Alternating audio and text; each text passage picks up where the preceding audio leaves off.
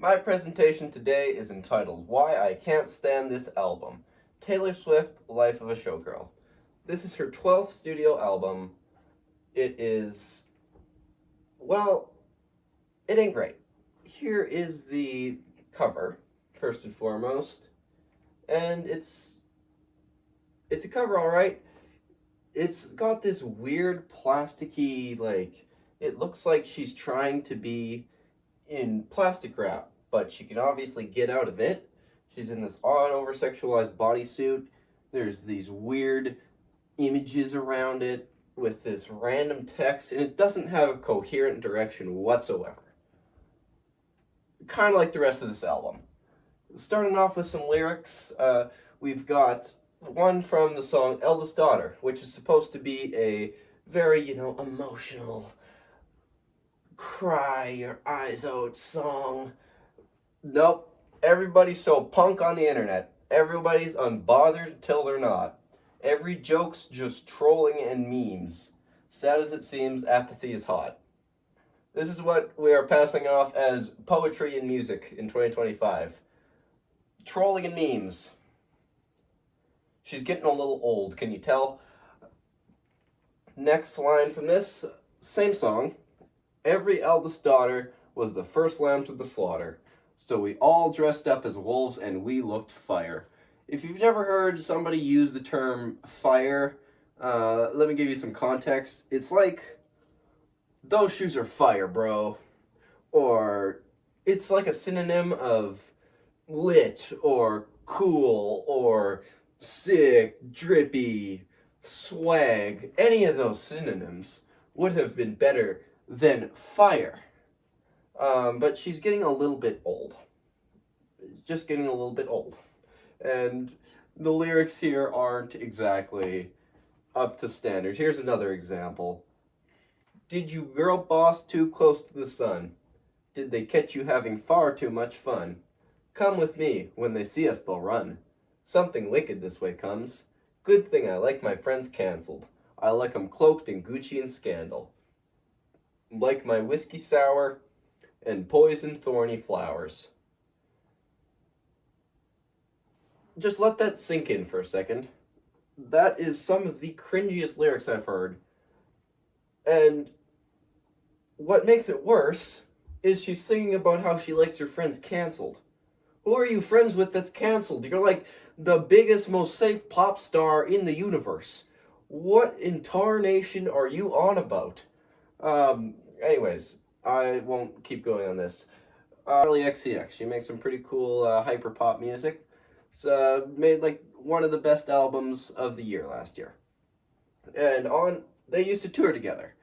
So on Charli's album, she wrote a song about how insecure Taylor Swift made her feel. And it goes, I don't want to share the space, I don't want to force a smile. This one girl taps my insecurities, meaning Taylor. Don't know if it's real or if I'm spiraling. Don't want to see her backstage at my boyfriend's show. Fingers crossed behind my back, I hope they break up quick. 'Cause I couldn't even be her if I tried. I'm opposite, I'm on the other side. I feel all these feelings I can't control. Oh no, don't know why. All the sympathy is just a knife. It may not sound meaningful when I read it, because I kind of have this tone where nothing seems meaningful, but very insecure by Taylor. And so Taylor sees this and naturally makes a great response here. I heard you call me boring Barbie when the coke's got you brave. So, off to quite the start here already. Boring Barbie is a name Charli allegedly called Taylor, and now she's just calling her a cokehead. You called me a name, have you considered you're addicted to drugs? It's pretty rough. High-fived my ex, then you said you're glad he ghosted me. Wrote me a song saying it makes you sick to see my face. Some people might be okay, first of all, that is not what the song was about. Not one bit. Some people might be offended, but it's actually sweet. All the time you spent on me, it's honestly wild. All the effort you put in, it's actually romantic.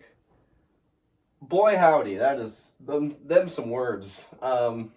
She seemed to have went with the good old strat of what your mom told you in third grade. Ah, nah, nah, they're not bullying you. They're calling you names because they like you. That seems to be what the idea behind this song is. It's pretty rough. None of this really matters, but it's just it's just something to look at to understand how much she is not in the loop here, that she misunderstood the song that poorly that she wrote this beautiful piece of music. Oh yeah, this song is really gross. It's called Wood. I don't want to put the lyrics up on screen because too much information. Didn't need to hear that. You can look that up if you really want your ears to bleed.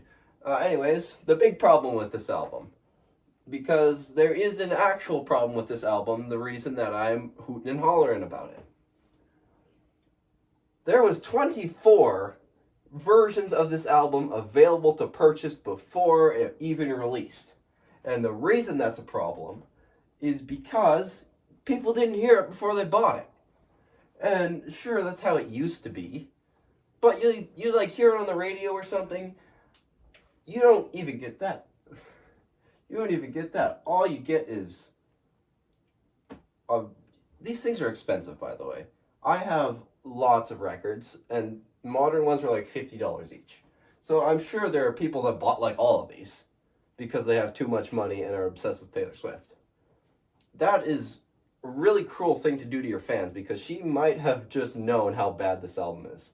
Maybe not. Maybe that's just a conspiracy theory. But she very well could have. And like, there's all this stuff and these posters and signed CDs and hoodies and tapes and movie behind the scene things, all available to purchase before you could even hear the music. But her fans are so loyal that they paid it anyways, and now she's getting a ton of backlash. And it drew a lot of attention to the album. My changer here is not exactly working. There we go. This is the Spotify Top 50 chart right now. 1, 2, 3, 4, 5, 6, 7, 8, 9, 10, 11, and then 12 we get broken up by the K-pop Demon Hunter soundtrack, which actually goes crazy. Golden by Huntrix, is banger of a song. But it's filled up, the entire chart is filled up with this album. And that's crazy. I've never seen that. Like, I've seen huge albums drop, and there's a few songs, but no, the whole, and this is the top 12 spots. Top 12 spots in the world. And that's crazy. And I want to draw a similarity here to K-pop Demon Hunters. Yes, I am mentally okay. Why do you ask? K-pop Demon Hunters is about a group that almost unites the world through music, using it as a force for connection and healing. But they're challenged when a soulless, fame-obsessed artist twists the same power for attention instead of meaning. It's basically a battle between authentic art and hollow spectacle. Heart versus hype. K-pop Demon Hunters predicted it. That's literally what happened with their own soundtrack. This is crazy. It's quite something. These songs aren't that bad. The one at number 1's pretty good. Number 2's pretty good. This one's pretty good too. I don't hate them. But for the amount of art that is actually being made compared to whatever this stuff is, like, just look back on this. Like, look at this stuff.